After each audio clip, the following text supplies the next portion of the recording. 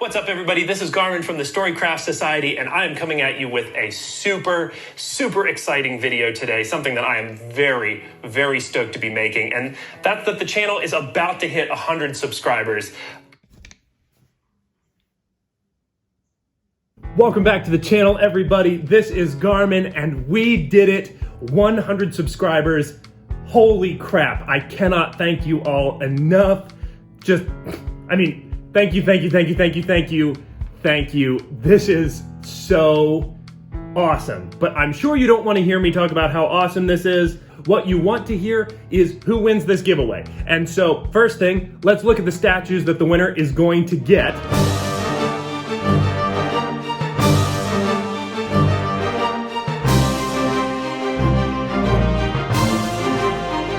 Okay, so those are awesome. The next thing that we need to talk about is your comments. I got a bunch of awesome comments, and it made it very difficult for me to try to pick a winner.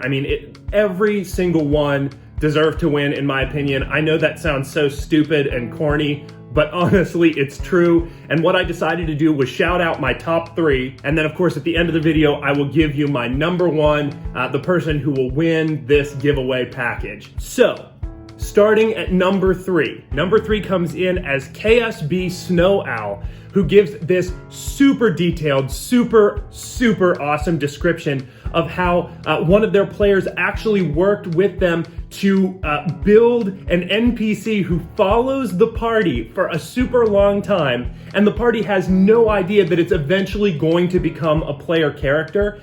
I love this stuff. This is the reason that I play D&D, because these kinds of stories, at least in my games, that's what I'm trying to incorporate over and over again. That my players grab their heads and just go, "You've been planning this for how long?" That is so awesome. Laura Lynn, who is the NPC to become PC, is played up as an aristocrat, but in reality is a bard warlock that's been kept secret from the party using a feat and uses insults as the way that she casts her spells. That is amazing. All of that is so cool. KSB Snow Owl, definitely deserving coming in at number 3, and super thorough. I loved reading every single minute of that story. Awesome. All right, number 2. Number 2 comes in at Karen Crawford. So she is actually talking about the Ruins of Thundertree, which is awesome, which is going to be a series that is going to be coming out in the next couple of weeks on the channel. But when she played the Ruins of Thundertree, her party actually stopped there, and they ended up rebuilding Thundertree, and all of her players agreed to retire their characters in Thundertree, and they became permanent NPCs in Thundertree. And I love that idea of the players being able to affect your world as a DM.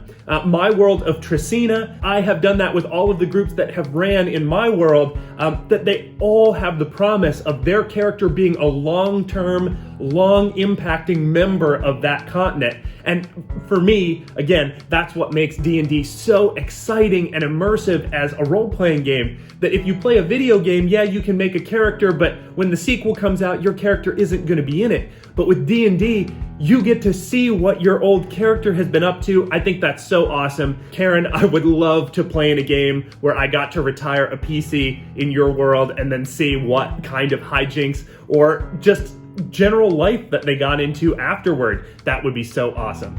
That was number 2. All right, drum roll, please. Number 1 is coming in with potentially the greatest name I've ever seen on YouTube, Gnome Depot.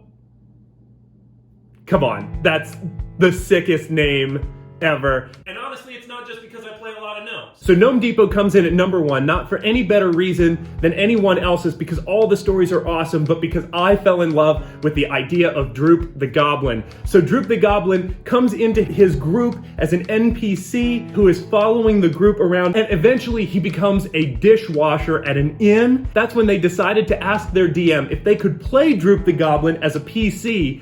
He turns into a bard who's kind of a chicken, who doesn't really want to go into combat and fight, but his friends keep dragging him into these big combats, and then just the visual of this goblin running around hopelessly looking for love, never finding it, but just always questing not only for the glory of combat, but just questing for the thing that we all in life are questing for, which is just love and happiness, and then all of the hijinks that come into it. So for me, Gnome Depot, you won me over with Droop the Goblin. Thank you so much to everybody who was a part of this giveaway. Seriously, I can't say it enough. We're building a community here, and I'm so excited by that. We're starting to see a lot of familiar faces showing up in the comments every week, and boy, I can't say enough how much that means to me. So, not to end on a sappy, serious note, but thank you all so much. This has been a blast.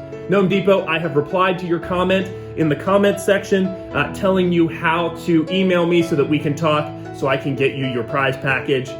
Well deserved. Everybody, this was so much fun. Thank you all, and I'll see you on Thursday.